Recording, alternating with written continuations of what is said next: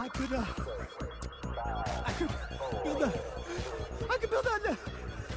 a spaceship.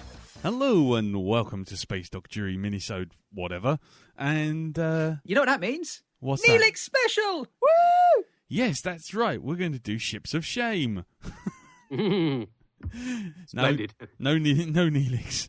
Yeah, that reminds me. Yeah, you bring up Neelix and suddenly Ships of Shame come to mind. It's funny how that happens, isn't it? It's amazing, isn't it? It is, yeah. Yeah. So, this minisode is basically dedicated to ships which you like, but you know you shouldn't. Probably even in series that you shouldn't like, or it's unfashionable to like, or they're just so naff, but something about them you like, and you like them despite themselves. So, who wants to go first? Because, I mean, I've got three right off the bat, and if you want, I can take that off. I can do my first one, and... Well, all I'd say is, and we've referenced this, but this is largely just a typical day at the office for Pete. So... Yeah. I think it's been a struggle for me to find ships I haven't already brought to the table, it has to be said. Yeah. So I think with that in mind, you lead the way, sir. You know the subject better than any of us. Oh, well, thanks. Thank you. Or is that... No. That was to Pete, but if you want to take it, I'm easy either way. Okay. Well, Pete, do you want to go first? Okay, well, it's one that I have constant arguments with the missus about, because I happen to think it's a nice ship, but for some reason she's hung up about it. Yeah. And that's the runabout from Deep Space Nine. Ooh. There you go. You see, that's roughly what she says.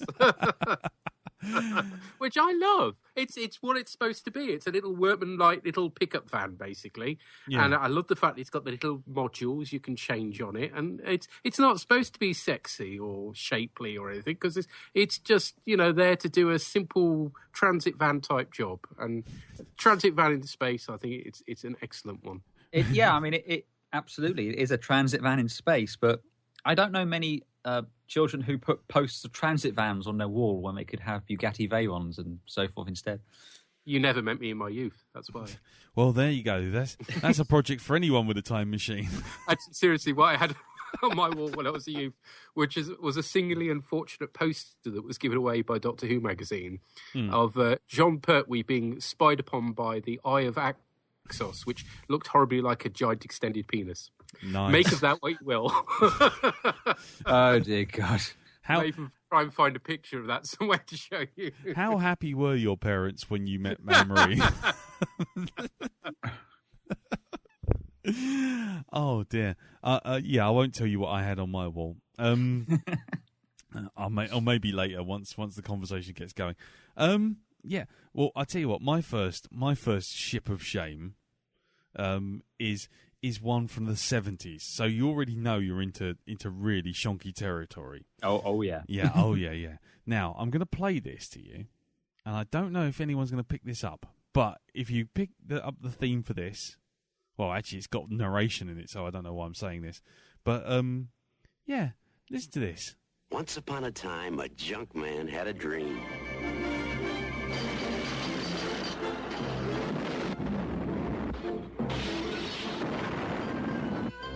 Build a spaceship, go to the moon, salvage all the junk that's up there, bring it back, sell it.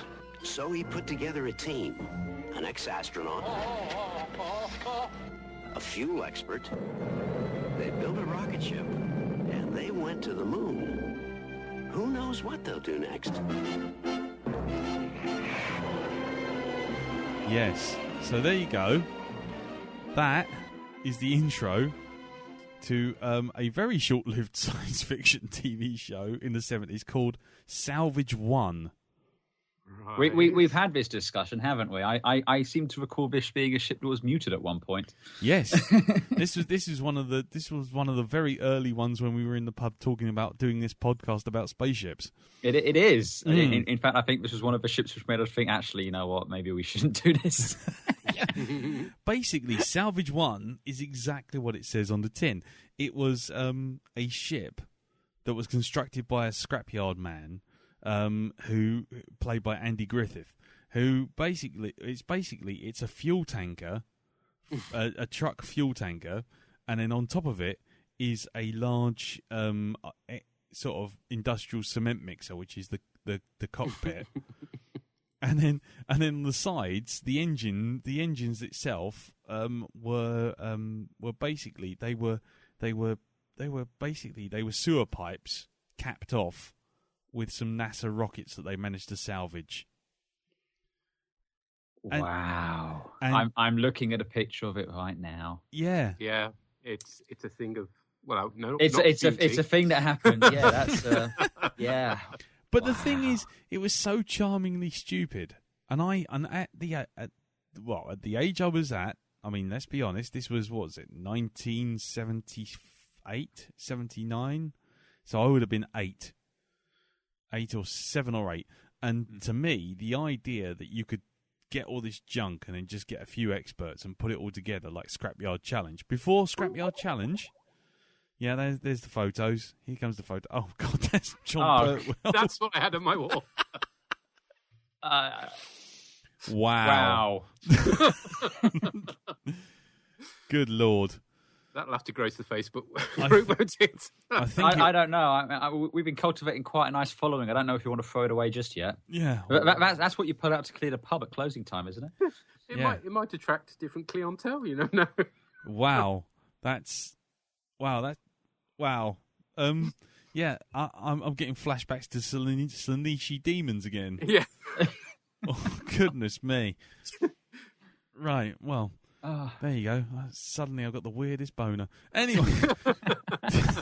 So is John Pertwee. right in his face by the looks of it. Yeah. So Salvage 1, so it's a terrible ship. It's awful look, but it was so inspirational to a very young me. I thought it was lovely. Did they show it take off? I mean, yeah, it took off. It clearly built a huge, full-scale prop. Yeah, it took off. Crate or something. And yeah, it took off. Well, it basically there was lots of dry ice. Yeah, and then there was a really bad blue screen, and then it cut to sort of like Glenn A. Larson style spaceship on a string going towards. Did they move the camera down to make it look like it was going up? That's the one. That's the kiddie. Yeah, so it went off into space and it got to the moon and they salvaged all the junk there and they brought it back and they had all sorts of problems because the seals and everything on the ship weren't. Wait, 100%. Quick question. Yeah, was this actually the American remake of Button Moon? This was like 15, 20 years before Button Moon. Oh wait, so you mean Button Moon is the British remake of this? Yes, there you go. Button Moon, not original. There you go. No. Shocker. If you can take nothing else away from this mini-sode, it's that. But no, it was good. It had this sort of nice charm, the sort of charm that you got from watching Automan or what's the Street other Hawk? Street Hawk or Knight Rider. Anything with Glenn A. Larson, basically. Yes, except Battlestar when they reached Earth, Mission Earth. Oh God, or whatever it was. With those stupid flying. No, bikes. let's not. And the go super down children. Let's not go down the Battlestar 80 route. No, just now. No, let's not do that. So there you go. So that's my first terrible shame spaceship, and you know what? I still like it. I still think it's got a charm. Oh, cool. Well, I can't it's really. Not judge. so much a rustic charm as a rusty charm. I think. But, yeah, it doesn't. Unfortunately, it doesn't qualify because it doesn't actually go much further than the moon. I think in the last episode they were thinking of going to Mars, but it never really ever reaches that. Maybe they tried, and that's why there was no more episodes after that. Well, no, those last 4 episodes never aired. You have to pay top dollar on eBay to actually watch them now. Oh. So there you go. But yeah. So that's my ship. So Andy, what about you? What's your embarrassing ship? Oh, and this one is so embarrassing, and I know it's terrible. Okay, you especially are gonna give me shit about this. No, make no mistake. Okay, I don't think Pete's gonna have a clue, just because it ties into a video game spaceship, but it's not a video game spaceship. And my secret shame is I really like the capital ships from the Wing Commander movie. Oh, you may commence your pointing and shoutings of shame. Just take the picture of it's all right. I'll Donald send Sutherland. it in the chat. Here you go. Donald Sutherland pointing at the end of Invasion of the Body Snatchers with the attached screen. Yeah. Oh, that's I know. horrible. Metal poo. It is. Yeah, a little bit. I don't like the fighters. I think the fighters are utter wank. But I liked the. I don't think the what they look ship. like then. Oh, wow. I like the capital ships. I liked that they. It was probably more for the interior and the way they were treated. They were treated like proper naval ships and so forth. And they all had British crews, which was awesome. You had David Warner and David Suchet, and also what's his name from Das Boot? Jürgen Prochnow. Yeah, him. You had him on there as well, sort of thing. So instantly, your crew's fucking awesome. My first ever film job, where I worked at Elstree. Yeah, they were filming bits of this, and there was my first ever experience of any kind of fame or brush with movie making was that they were filming a Spice Girls video, and they were filming Wing Commander in a studio further down, and there was a guy in a Kilrathi suit pushing toast into his neck in the canteen while My baby career has come to this. while Baby Spice waited for a cup of coffee. That is a good first day. Baby Spice sitting 2 tables across from a 6-foot-high Kilrathi, stuffing toast in its neck, because they were only dressed about up to the waist. The rest of them was just a bloke. and make no mistake, the Kilrathi costumes in the games were better than what they had in the films. Well, you should see them up close. It was like Bungle Bear. I don't think I think that's the sort of thing that would probably give you nightmares. Bungle Bear in a Battlestar costume. It was terrible, terrible. It didn't even look real. I mean, it looked shonky. It looked like something from It's a Knockout. And the fact that he was actually, the head was in like somewhere just below the throat, and it was like literally like a little door, and this guy was just pushing toast in. It was like, you're not even bothering hiding any of this shit. You're just sitting in a canteen dressed as an 8-foot tiger. What this reminds me of is if somebody took the rebel troop transporter from Empire Strikes Back when they're escaping Hoth, and they pulled away all the outside to expose the metal underneath. Yeah. It's a naked rebel troop transporter, and it's about it gets even weird because so that's the Tiger Claw, which is the carrier. And doesn't even actually look like the Tiger's Claw in the game. No, I know. Trust me, I know. Why? But it's got this weird thing where the actual flight deck is in the middle of the ship, and it closes its whole sections together for reasons. I mean, to be fair, that's not my. I much prefer the Concordia, but you only see that in 2 shots, and I couldn't find a picture of it. But yeah, my secret shame is I like the capital ships out of the Wing Commander film. God damn it. God yeah. Damn, man. Wow. Well, I can't really say too much, to be honest, because I've got one coming up in a minute. Yeah. Have you got another one, Pete, that you would I like have. Having touched on Star Wars, this Yeah. is one that I've never understood why people don't like it, because I think it's a really cool little design. Oh, God. And that's the B-Wing. I like the B-Wing. It's cool, isn't it? I just is. love the idea that, you've got your little pilot in his little cockpit thing, and the rest of the ship moves around him. It's cool. I like the way the wings fold out, and it's the fact different. that it can take down a Star Destroyer on its own from that one trading card.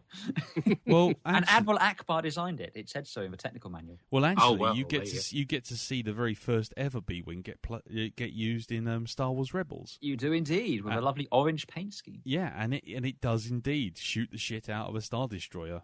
Mm-hmm. I always have a love-hate relationship with the B-Wing. I mean, Katie went to Euro Disney with school and brought me back a model of one, which I've got sitting here, and it's lovely. But there are times when you look at it flying, and you just think, that's the clumsiest ass thing you've ever flown ever. And when I played it in X-Wing versus TIE Fighter expansion, where you could actually fly the B-Wing bombers, it was impossible to fly because the fucking dangly bit just hung off the bottom of you like a limp lettuce, and then you're sort of trying to fly through the gap, and you've got the cockpit, and you sort of like, I'm going to make this gap, and then all of a sudden your bottom half would just swing round like a lazy lob-on, and it's just like, and you just slap into a wall like a wet fish, and it's like, this is just the stupidest design ever. It's just it's okay as long as you've got a turning circle of about half a light year, and no, it should be really nippy. I mean, they're basically flying wings, aren't they? So. Yeah, I know. I'm going to dangling just on the end of it. I've just sent you guys something in the chat, which I'm going to kind of throw in another one, a bit of a shame one on my part here, though. Do you know what these ones are? Go on. Do you recognise it, Lee? These are the fighters from the Lost in Space film. Oh, my God. Which always reminded me of a B-Wing, and I kind of like because of it.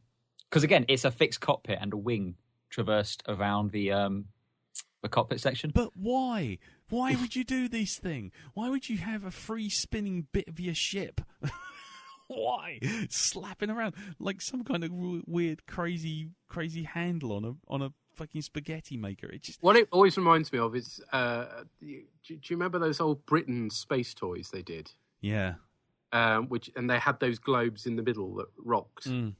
And whichever angle you held it at, the pilot stayed horizontal. Yeah, which is fine. So, to be fair, having your pilot central and moving as little as possible does make sense. Even in space, if you're pulling very tight maneuvers, you still experience G-forces to an extent. And if you keep them central and you minimize the amount of G-forces there, you can do more fancy maneuvers. Doesn't apply with the B-Wing, obviously, because the B-Wing's cockpit is off at the end of one of the wings. Yeah, and then also with the bubble fighter, as you can see on that second picture, there's an actual second rotating bit inside. So there's a rotating bit around the bubble, which has got the gun on it, and then you've got a wing that rotates completely separately. So it's like... I didn't realise the second bit rotates. I thought it was just a wing. No, it's the gun as well. I mean, well, that's purely done for the sakes of... because it looked cool. It's cool, and it does. And it also, yes, and it also loses points. It also loses points for featuring on Oh yeah, I remember that ship. It also loses points for featuring on Backstreet Boys' Larger Than Life pop video. Oh, seriously? Seriously. Wow. Yeah. I never saw that, fortunately. Which accompanied the release of Lost in Space, and again, I don't understand why, if you're flying around pulling maneuvers, you have a wing that spins around you like a rotisserie chicken. I mean, just no. It's just that's just asking to smack into something because you weren't keeping an eye on all manner of spinny bits. That's like didn't that actually happen in Lost in Space? What's that? Didn't actually happen. Didn't one of them crash? No, because its spinning wing crashed in. No. One of the fighters crashed. One of the fighters it's chasing crashes. Okay. But yeah, no, it doesn't. No, because he says to his mate, and the last one, the bad guy buys the beer. Okay, yes.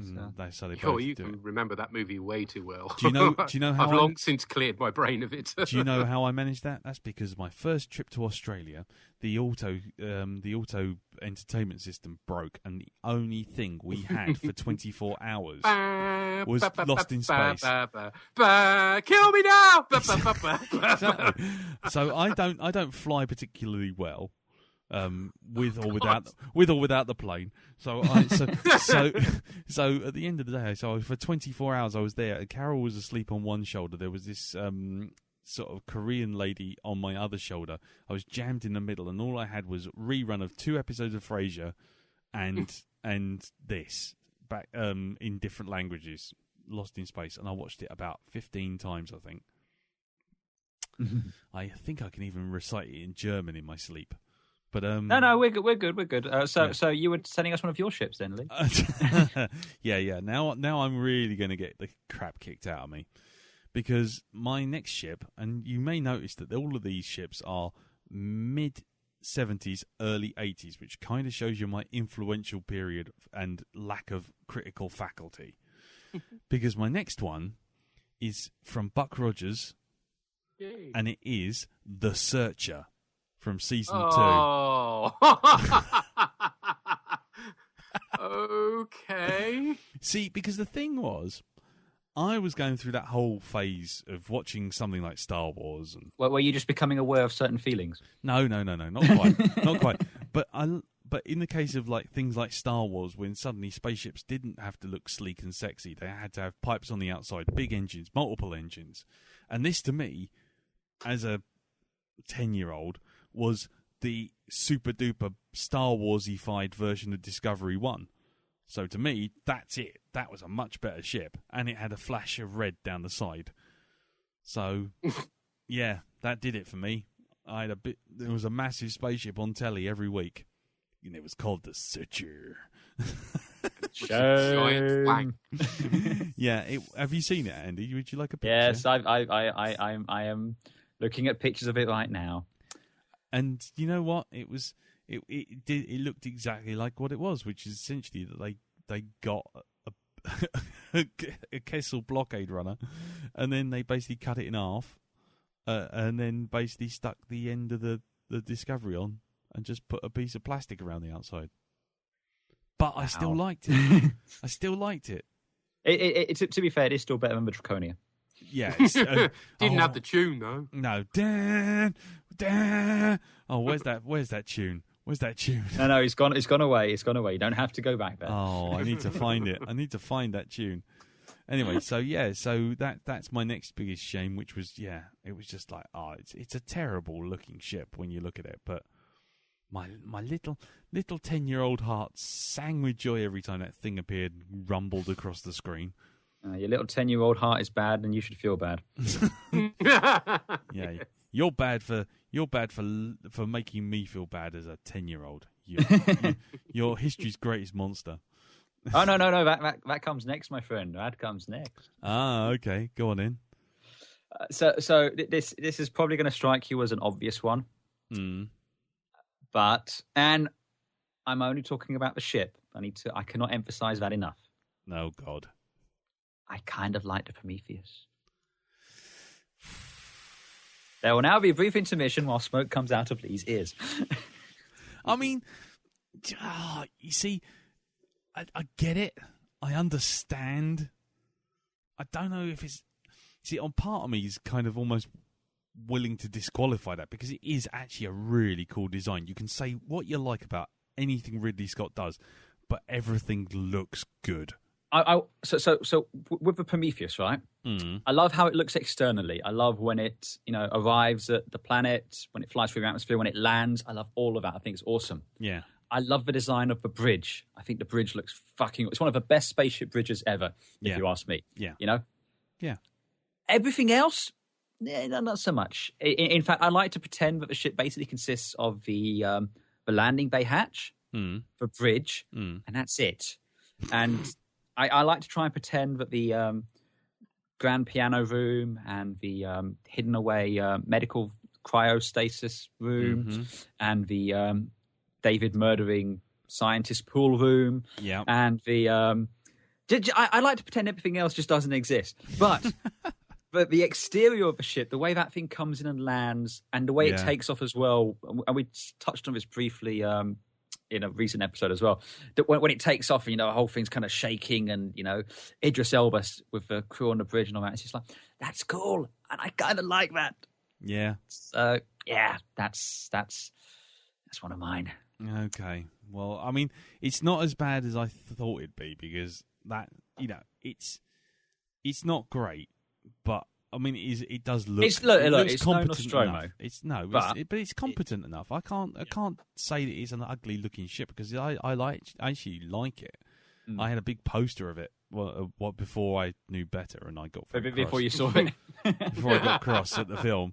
But no, I mean, I think it as a ship, I think it's a nice design. I wouldn't take that away. There is a thing, isn't there? Sort of premature adulation, I think you could possibly call it, where the idea of a film and the pictures that are coming out, and the pictures that are coming out really get you stoked up about a film. Yeah, to the point where you actually start buying the merchandise before you've seen the film. Mm. And I made that deadly mistake with the Planet of the Apes remake. Oh God! Not the last one, but the middle one. The Tim Burton one. The Tim Burton one. I saw the pictures and that. It looked fantastic at the time. I really liked Tim Burton, so this is like going to be a really I got a T-shirt before I saw the movie, so I was wandering around with this. Yeah, which I've since burnt, obviously. Yeah, obviously, yes. Goes without saying. And then you go and see the film. It's oh man, what have I done? I got bones. What have I done? Yeah. Cool. Okay. Well, Pete, have you got one?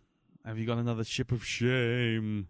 Oh, I've got billions of them as well, Yeah, we can't use up his entire run of ships for the main show. Yeah, okay. Well, give us one more, and then I'll give you one more, and then you can all I've mock got me. 2 more I'd like to do. Oh, all right. So if we can stretch to that. Yeah. Fine, go for it. So go on in, Pete. What have you got? Well, I think it's one I've brought up with you two before, but possibly not whilst we were recording. And it's another Dalek spaceship. Oh, God. I do have a weakness for that. I've got to Google it now to find it, but it's from Remembrance of the Daleks. Oh, dear.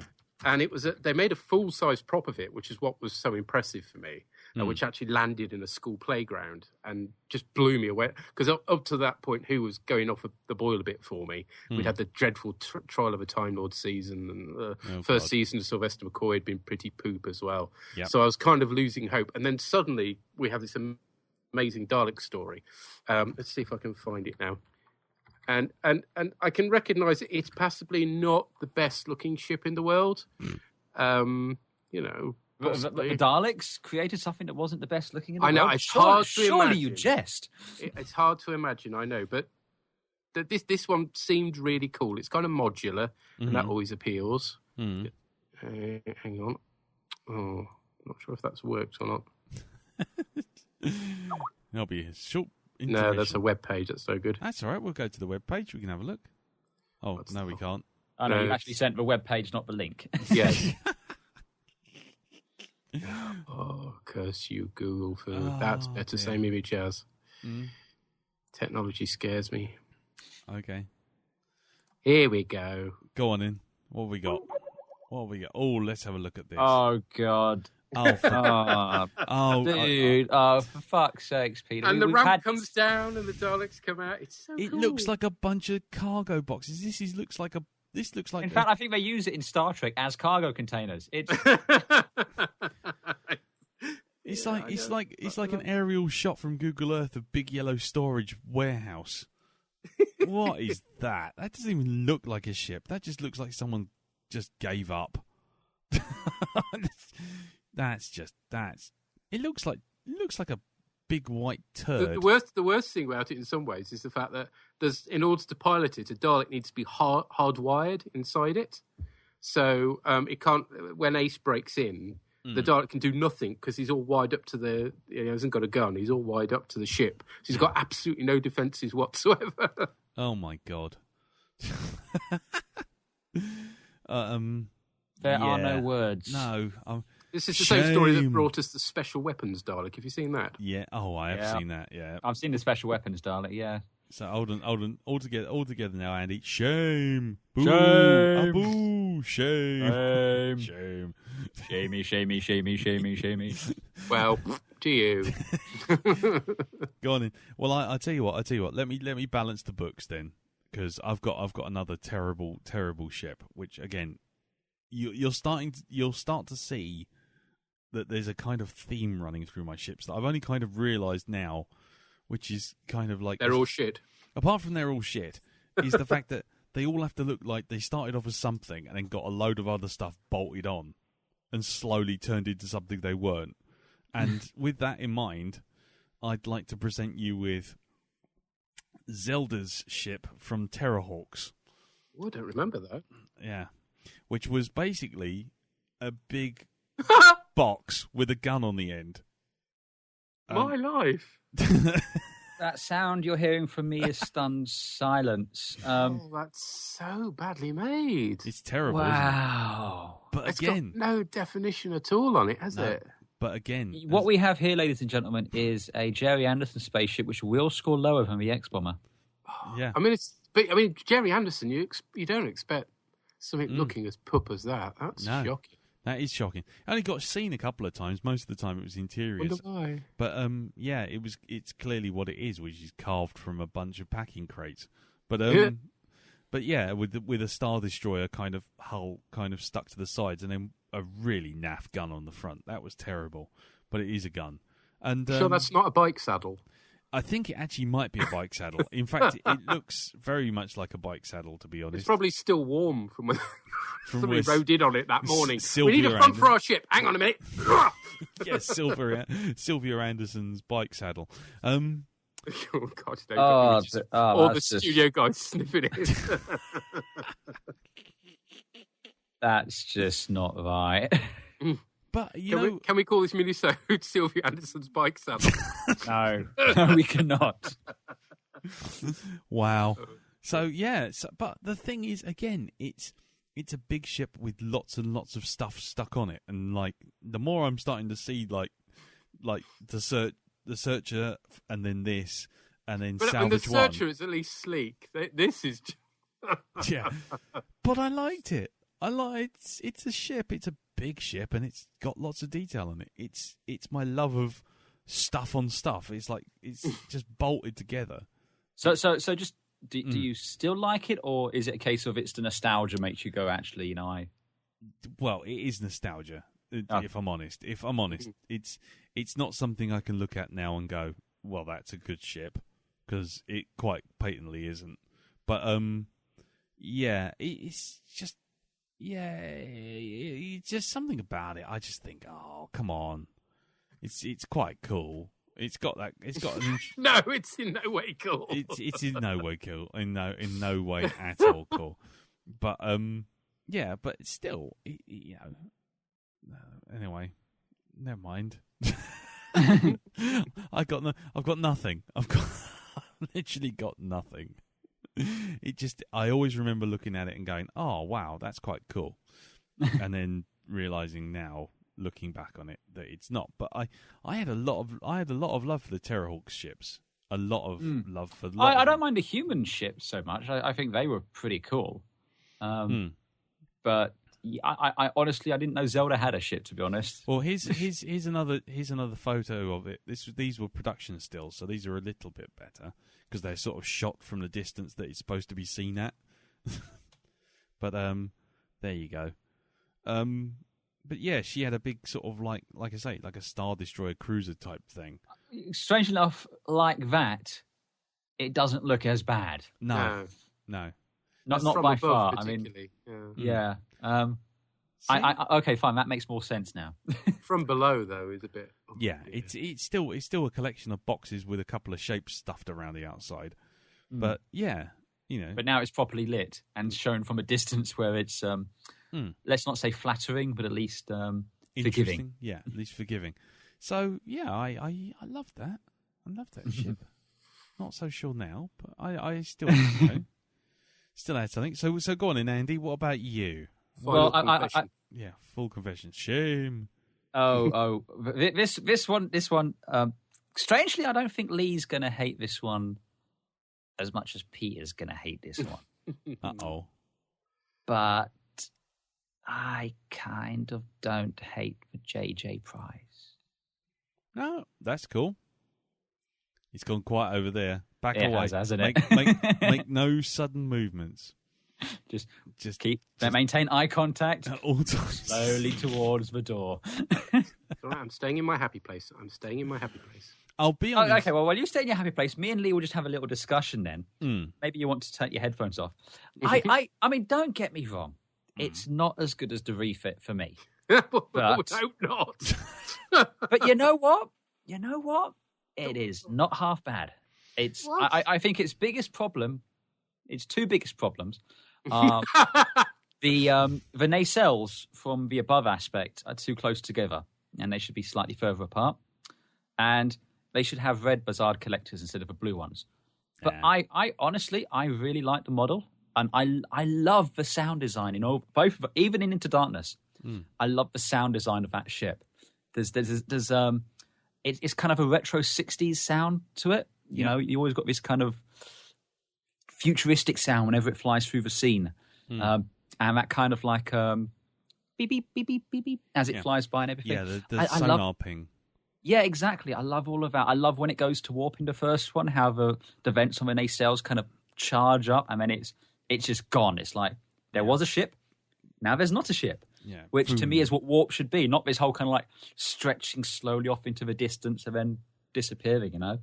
And I mean, obviously the Apple Store bridge with the fucking lens flares is completely over the top, but generally speaking, I quite like the aesthetic. I'm not a huge fan of the bay window, but equally so, I don't hate it. It's like, yeah, honestly, I'm not. Look, Into Darkness pisses me the fuck off hugely, but that is solely down to story reasons.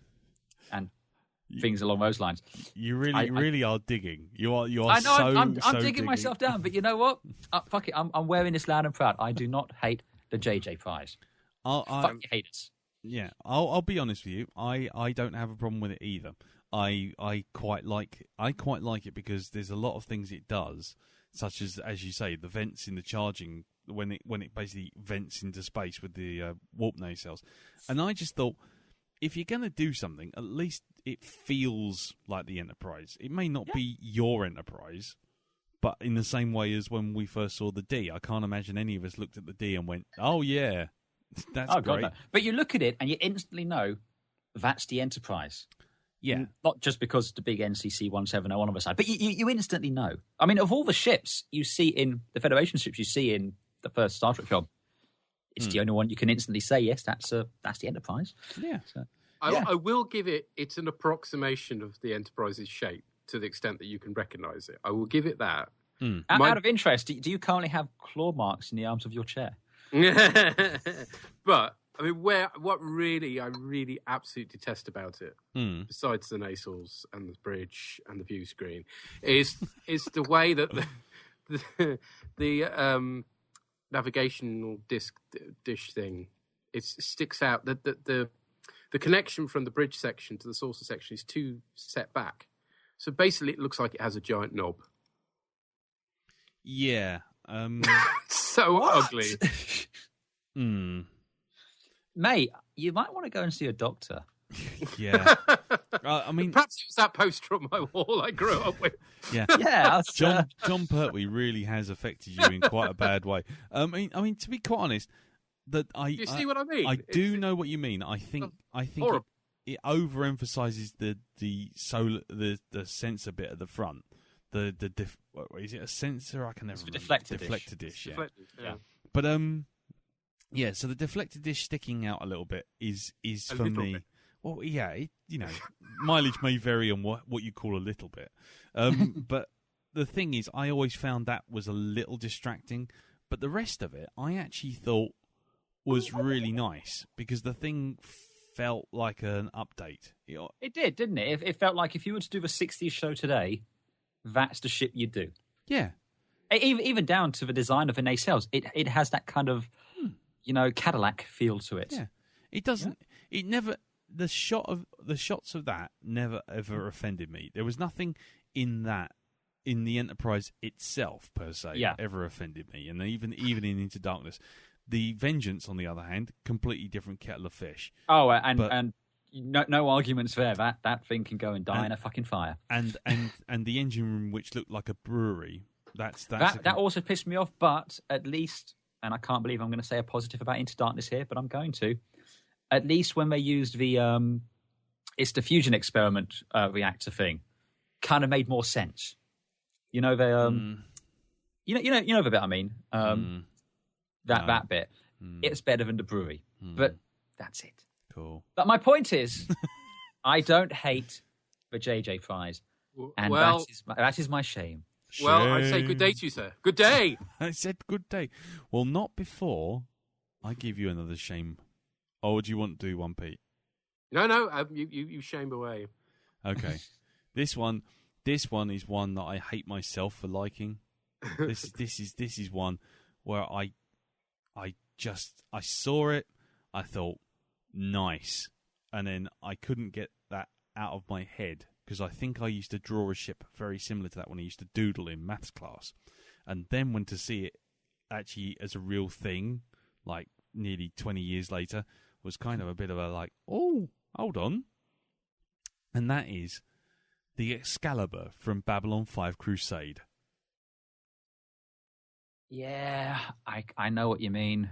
It's a fucking horrible ship. It's a horrible ship. I'm with you on this. I hate it because the design. It's supposed to be Vorlon inspired, and there's nothing Vorlon in that entire fucking thing. But it's at the same time, Liberator ultimately. Yes, it really is. Very much really is. But I'm with you in that. I wouldn't say it's a secret shame, but it's definitely one that kind of I tolerated. Mm. No, because the thing was, I mean, hold on, let me show you the design picture. They had picture for it. The original designs for it were the first thing I saw, and then when I saw it as a CG thing, and bearing in mind, obviously, Babylon 5 at the time was kind of like, still fresh in my mind. I'm like, oh, there's another Babylon 5 coming, woo! And it was like, yeah, I can't wait for this to come fast enough. And again, like the pre-shame, the pre-buying of something before you see something. Well, as Pete was saying, it's like, oh yeah, this is going to be good. This is going to be so good. Premature adulation. I premature adulated all over the place. And, and the problem was that it wasn't very good. And I basically stuck out 3 episodes and that was the end of it. But, Wait, you've never watched Crusade? Pusade, I watched Pusade, like I say, 3 episodes. But by that point, they were also producing at that point the Babylon 5 movies. And then the one with Ian McShane, River of Arseholes, appeared, and that was that double whammy of 3 crap episodes, and bloody Peter Woodward as Galen, who seemed to be coming straight from fresh from Panto, and it was just like I cannot do this. No, the universe of Babylon 5 isn't strong enough to support shit characters, terrible spin-off movies, and no. Good night. I say good day to you, sir. Good day. But by that point, I'd already fallen for the whole thing of, what's it? Basically the ship itself looking great. Yes. Yes. Oh, yes. It is a fair point. Yeah, it's not a good looking ship. No. Plus, it had no spinny sections, so I had no interest. Well, no, it had no spinny sections, but it did have a nice sort of blue pattern. So it brought it back into the White Star sort of realm for me. But that was cool. Yeah. And it had a laser beam that looked like a Death Star, so that was quite nice too. But yes. Yeah. What about you, Pete? Have you got one more and then we'll wrap it up? Well, I suppose going back to Trek, one that I suspect you got, well, I already know, I think, from comments you've made, you guys don't like. But, I mean, basically, any canon Trek ship, I don't generally have a problem with. It's the fan-made ones that, we're having a good chortlet on Facebook at the moment. But one of the ones I know lots of people don't like, but I really do, is the Oberth. Oh, USS Grissom. Do you know what? When I saw the first promo picture of that, which was the first ship you ever see in as a promo still, and I remember seeing it in Starlog, I thought, wow, that's interesting. And then the second thought was, how do they get into the source section from the secondary hull? Somebody did a little diagram of it. Again, it was just completely fan-made, so it's not at all official. But yeah, there was this tiny little tunnel you had to crawl through. I always thought they'd have a transporter that ran between the saucer and the secondary hull, which was kind of a nice idea. Until the transporters fail, really. Yeah, exactly. Or the ship comes out of warp a bit suddenly and then sort of leaves half the transporter behind. And I think actually the Oberths are evidence that the Federation is actually a feudalistic society, and the officers stay in the saucer up at the top, and all the working class are down in the engineering section. No, the two shall meet. Yes. Yeah, well, actually, that reminds me of my Trek shame. Now you fired me up on that. My Trek shame is one that I really, if it was What the Trek, I would have just turned around and I should hate this one because it's everything about Trek ships I detest. Someone just trying to bash things together. But the problem was, I played Star Trek Armada, the game, and these things were incredibly useful, and I got to really like them because you see them a lot. And that's the Steam Runner. Oh, yeah, that's nice. I like that. Oh, I know the Steam Runner, yeah. But the thing is, when I look at a Steam Runner now, it looks like someone was like halfway through looking at their cigar chomper. It's one that only looks good from certain angles. That's the problem with it. Yeah, and it's a horrible ship. It's really not a nice ship, and that stupid crossbar at the back, and the nacelles built into the saucer, and it's just a mess. But there's the Oberth. See the little connecting tunnel. Oberth connecting tunnel. Nice. So everyone was living in the nacelles. That's great. Great plan. It's got a garden as well. Yeah, Lovely. lovely. Yeah, right up the back where no one can get to it. Yeah. To be fair, most of the ships that were made for First Contact, with the exception of the Sovereign and the Akira, were pretty wank. Yes, they were. They were pretty wank. And the Steam Runner is none more wank. Because, like I say, it looks like a cigar cutter or maybe one of those egg slicers that you get from from Home Depot or sort of, Lakeland plastics. But, yeah, so that's my Trek shame. I kind of like, I mean, I like the way that I don't know how to describe them, but you've got like the nacelles go into the saucer section effectively and sort of stick out. Yes. Kind of like that effect. Like bunny ears. Yeah. If you see it from the front. From the front, you look front on, and this is purely from Star Trek Armada, I know this, but from looking at it completely front on, absolutely 100%, it looks like a wide-mouthed frog. It's got a big, it's got the saucer, and then you've got these two little eyes sort of poking up on either side, and it just looks like some demonic frog. It's actually one of the better ships in Attack Wing, though.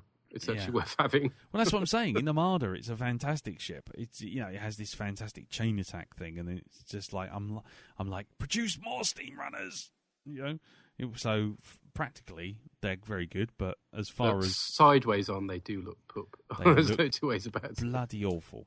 Yeah. So, okay, well, Pete's done one. I did one. Andy, have you got one more before we play out? Oh, I got one more. Go on in. The Jedi Starfighters in Revenge of the Sith. Fuck off. What's wrong with them? No, I like them. Oh, good. That's my point. It's my secret shame. It's like a prequel spaceship that you're not meant to like, and I like them. There's nothing wrong with those. Who doesn't like those? Me. I'll fight them now. Me. Right, you, me, Lee, outside. I think they're horrible. I think they are the worst kind of design. They're the ones where someone's gone, the Jedi Starfighter in Attack of the Clones. If we just put a TIE fighter in the middle, we can pretend there's a lineage between the two. Ooh. What I don't like about them is where the droid fits. Well, obviously, the droid body doesn't fit there at all. It's just the head. It's not just that. There's also the shot. If it's just the head, you'd imagine they somehow just put the head in. But there's the top part of the body. It just doesn't make any sense. Yeah, but But the ship itself, I like. It's mostly from an opening shot from Revenge of the Sith. Yeah. Where you have the long shot looking down over Coruscant as the Star Destroyer comes down, and then they just kind of swing by, and the camera just tracks them through, and they've got like little winglets at the end which open out, and I quite like them. I think they're much better than the ones you get in Attack of the Clones. Which were kind of like A-wing knockoffy. Yeah, although, of course, with the toy one of those, you could press a button and the wings popped out of those as well, and they immediately look much better. Yeah. Really? I has one. Yeah, but that's the thing. The thing is, it was like the Revenge of the Sith ones were like trying to have your cake and eat it. They'd done the Jedi Starfighter. Can I just very quickly segue here? Yeah. What are you going to do with cake aside from eat it? Well, everyone says you can have your cake and eat it. It's like, well, of course I'm going to eat my cake. It's my cake. You might be cooking it. What's I going to do with it? You're going to be cooking it for someone else. Cooking it for someone else. It's someone else's cake. You've made the cake. I want the cake. It's my cake. Okay. I'm eating it. Okay. Never go to Andy's bakery, please. I went to his birthday party. I got nothing. Got nothing. Not having a cake. I'm not sharing it out. Cake. I'm having it all. Well, no one got any cake at my last birthday because a certain individual of our acquaintance decided to make the cake disappear with a shit magic trick. Was that Darren? And did he make it disappear by eating it? Yes. Nice. Was he drunk? Possibly. Right, there you go. And on that bombshell, so the Jedi Starfighters, Revenge of the Sith, I don't hate them. I think they did a good thing by making the Jedi Starfighter look like it was going towards the A-wing. Oh God, Anakin's one with the fucking exhaust on the front. That's really bad. That's just. Anakin's one. And that's like a cross between his pod racer and the Starfighter, isn't it? Yeah. What they were thinking with that one. There's no reason for that. But I think trying to do a lineage between it, between a ship and another ship is one thing, but then when they try to go, well, let's make it a part, not just an A-wing, but also a TIE fighter, and then also give it the bit on the front so it looks a bit Millennium Falcon-y, and it's just like, I'll just fucking pick a style and stick to it. It's what the wars, not what the trek. Of course, the best thing about this is that Peter's completely forgotten that I said about the JJ prize, and he's now mad at you. So, hey, see, it's all about deflection. The Mad Doctor's game. Anyway, so there you go. So that's some of our secret shames, some of our terrible, not so secret anymore. Not so secret anymore. It's been cathartic. But what about you guys? What about you out there listening to us? Are there ships that you like but you dare not tell anyone? Are there things? The ship that dare not speak its name. Exactly. Do you have an unnatural love for the Ambassador class starship? Do you? Yeah, we're looking at you, Brian. Yeah, Brian. Steve. Yeah, and do you find yourself unnaturally aroused by that strange fighter craft version of the Eagle bomber from Space 1999? Whatever it is, let us know. Join us on the Facebook group, and which is facebook.com/groups/SpaceDocJury, or on Twitter. Group. Sorry? It's a support group for all your worries and problems. Yeah, exactly. And we'll all come together and we'll all mock you and say, shame. Yeah. So, there you go. Thank you. Unlike the Twitter, which is not a support group, this is where the account generally argues amongst itself.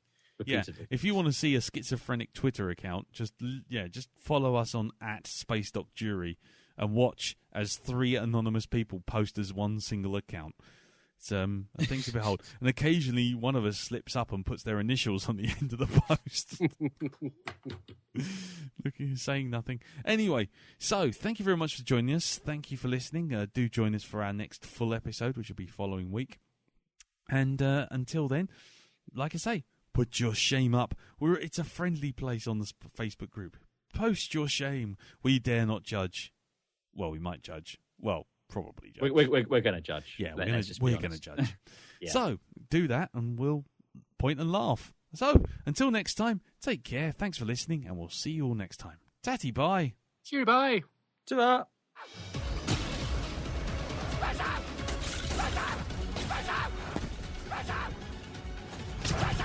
Space Doc Jury is a production of 3 Angry Beards for GeekPlanetOnline.com.